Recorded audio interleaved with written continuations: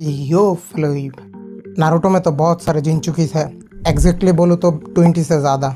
और इनमें से कोई जिंचुरिकी बनने के बाद ही मार दिया गया, जैसे कि रीन। और कोई जिंचुरिकी बनने के बाद ही जेल में बंद कर दिया गया पूरा लाइफ टाइम के लिए, लाइक बॉनपाको फ्रॉम सैंड विलेज। बट तुमने कभी सोचा है इन 20 जिंचुरिकीस में से सबसे स्ट्रॉन्ग जिंचुरिकी कौन है? क्या वो 10 टेल का जिंचुरिकी मादारा है, और या वो 9 टेल का जिंचुरिकी नारुतो उजुमाकी है, और या इन दोनों को पीछे छोड़ते हुए कोई और है? एंड इस सब का आंसर तुमको वीडियो का एंड होते होते पता चलेगा।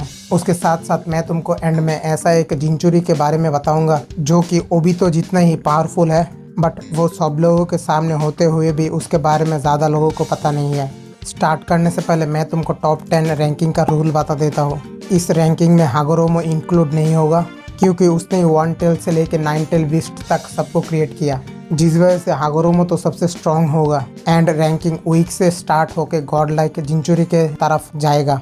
सो let's rumble. Number 10, Han the जिंचुरिकी ऑफ 5 टेल कोको। And Han hidden stone village से बिलोंग करता है। एंड वो थर्ड शिनोबी वर्ल्ड वॉर के समय अपने केके गेन का वॉयल रिलीज एंड टाइजुत्सु की वजह से वर्ल्ड वाइड पॉपुलर हुआ। एंड माना जाता है हान का टाइजुत्सु का स्पीड सबसे ग्रेट है, इवन गॉड ऑफ टाइजुत्सु माइट गाई से भी ज़्यादा।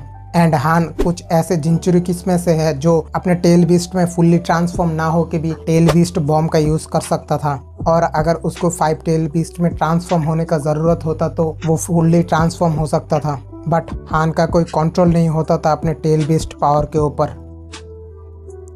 नेक्स्ट नंबर 9, योगरा कराटाची द जिंचुरिकी of 3 tails Isobu. And also the 4th मिजुकागे of hidden mist village. And वो अपने विलेज का वन ऑफ द स्ट्रॉन्गेस्ट शिनोबी था, और योगरा का अपने 3 टेल्स के ऊपर पूरा कंट्रोल था, जिस वजह से अपने वाटर रिलीज टेक्निक के साथ साथ वो 3 टेल्स का सारे पावर्स का यूज कर सकता था। एंड जब आकास्की का 2 member Jugo and Itachi land of water को इन्फिल्ट्रेट किया था, तब योगरा जुजो को मार दिया था एंड इताची को भागने पे मजबूर कर दिया था। इससे तुम उसका पावर का अंदाजा लगा सकते हो। बट उसके पास इतना पावर होने के बाद भी वो मादारा का गेंजुत्सु के कंट्रोल में आ गया एंड अपने विलेज के लोगों के ऊपर बहुत जुल्म किया।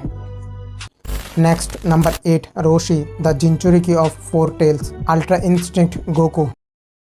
And Roshi hidden stone village से बिलोंग करता है, एंड वो अपने टेल बीस्ट की तरह लावा रिलीज केके गेन का यूज करता था। एंड रोशी कुछ ऐसे गिने चुने जिंचुरिकीस में से है जो अपना टेल बीस्ट का ट्रस्ट एंड रिस्पेक्ट अर्न किया था, क्योंकि रोशी 40 साल से भी ज़्यादा टाइम के लिए सनगोकू का जिंचुरिकी था। एंड इस टाइम के दौरान वो कभी भी 4th टेल को टेल बीस्ट या 4th टेल बोल के कभी भी नहीं बुलाया, सिर्फ उसने सनगोकू बोल के बुलाया। बट किसी जगह पे मेंशन नहीं किया गया रोशी का 4th टेल के ऊपर पूरा कंट्रोल था या नहीं, इवन दो रोशी 4th टेल में ट्रांसफॉर्म हो सकता था एंड आउट ऑफ कंट्रोल नहीं जाता था। नेक्स्ट नंबर 7, यागाटो नी द जिंचुरिकी ऑफ 2 टेल्स माटाटाबी। एंड यागाटो नी हिडन क्लाउड विलेज का एक जोनिन है, और उसको बहुत यंग एज में ही एक जिंचुरिकी बना दिया गया एंड एक स्पेशल ट्रेनिंग प्रोग्राम में डाल दिया गया। एज ए रिजल्ट यागाटो नी का अपने टेल बीस्ट के ऊपर पूरा कंट्रोल था, जिस वजह से किलर बी भी उसको रेस्पेक्ट करता था। एंड यागाटो नी अकेले ही 2 आकास्की का मेंबर हिडन एंड काकाजू के अगेंस्ट फाइट किया, और इन दोनों में से एक को लगभग मार दिया था। बट उसको पता नहीं था हिडन एक इमॉर्टल है, जिस वजह से वो बैटल हार गया एंड आकास्की के हाथों कैप्चर हो गया। नेक्स्ट नंबर 6, गारा द जिंचुरिकी of 1 tell शिकाको।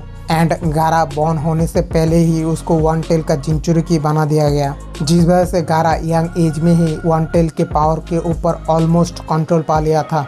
As a result वो सैंड को मैनिपुलेट कर सकता था एंड सैंड से रिलेटेड सारे jutsus भी परफॉर्म कर सकता था। एंड गारा का एक यूनिक टेक्निक है एब्सोल्यूट डिफेंस, जो कि वो सैंड को यूज करके बनाता है, एंड उसका ये टेक्निक उसको लगभग सारे jutsus से प्रोटेक्ट करता है।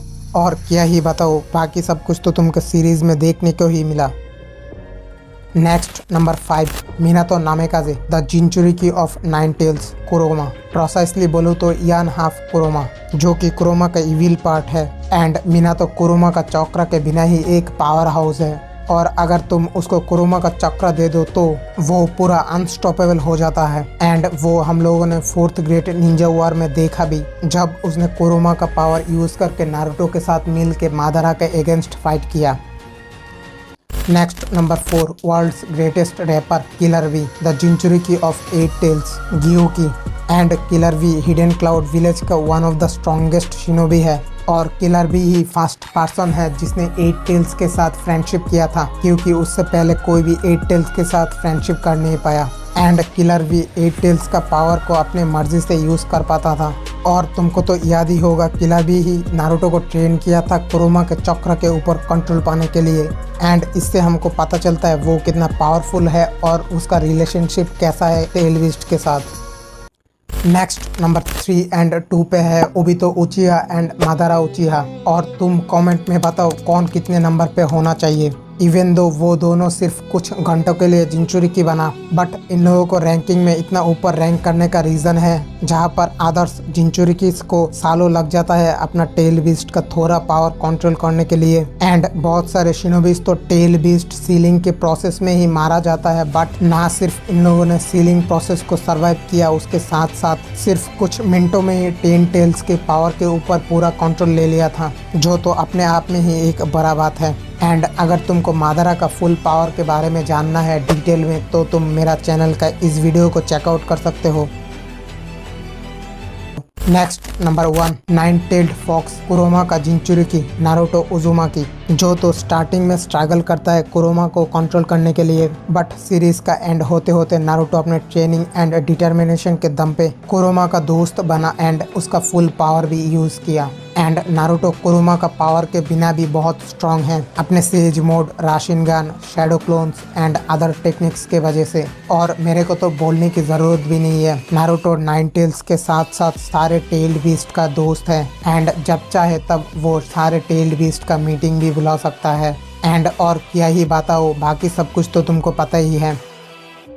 एंड स्टार्टिंग में मैंने जो अननोन जिंचुरिकी की बारे में बताया था उसका नाम है ब्लैक जेत्सु, क्योंकि जब उसने ओबितो का बॉडी के ऊपर कंट्रोल लिया था तब ओबितो 10 टेल का जिंचुरिकी था, तो टेक्निकली देखा जाए तो ब्लैक जेत्सु भी 10 टेल का जिंचुरिकी बना है, इवन दो वो सिर्फ कुछ ही टाइम के लिए था।